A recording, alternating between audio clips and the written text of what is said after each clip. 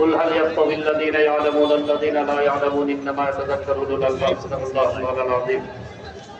বাংলাদেশ খেলাফত মজলিস মাদারীপুর জেলা কর্তৃক আয়োজিত অন্ধকার বড় সমাবেশের প্রধান আকর্ষণ আমাদের সকলের মধ্যমণি বাংলার সিংহপুরুষ বাতিলের আতঙ্ক শেখুল হাদিস ইবনে শেখুল হাদিস আল্লামা মাহমুদুল হক দামাত বারাকাতুহুম।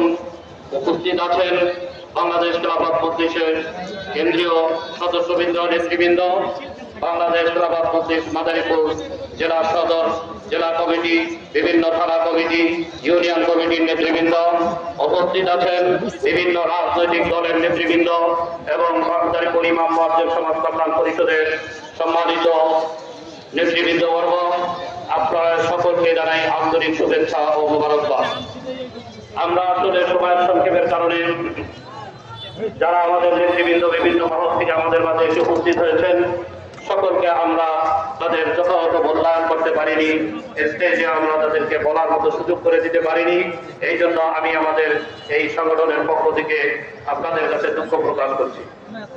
সম্মানিত তাওহীদি জনতা, আজকে আপনারা জানেন আমাদের এই প্রোগ্রাম আজকে কি উদ্দেশ্য করে, নৈরাজ্যবাদের বিরুদ্ধে এবং শান্তি প্রতিষ্ঠার লক্ষ্যে। ফলে আমরা মাদারীপুরে যারা আছি শান্তি এবং সুখময় জীবন নিয়ে আমরা আমাদের যার যার ব্যানারে আমরা আমাদের কার্যক্রম পরিচালনা করব। আমরা আমাদের প্রত্যেকটা কাজকে সুসংগত ভাবে সামনে এগিয়ে নিয়ে যাওয়ার জন্য চেষ্টা করবো ইনশাআল্লাহ।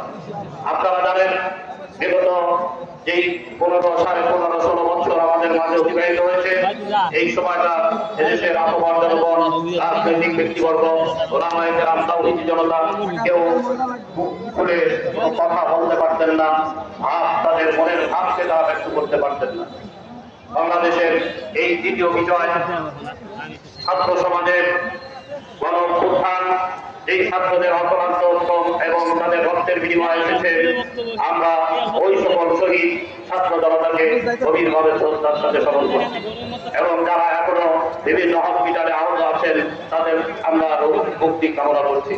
সংগ্রামী ভাইয়েরা আমার, আমি আপনাদের ক্ষেত্রে শুনে এতটুকু বলবো, বাংলাদেশ খেলাফত মজলিস আমাদেরকে যখন যেখানে যে কাজের জন্য আহ্বান করবে আমরা সেখানে সেই কাজের জন্য আমাদের জান মাল কোরবানি করতে রাজি আছি তো ইনশাআল্লাহ।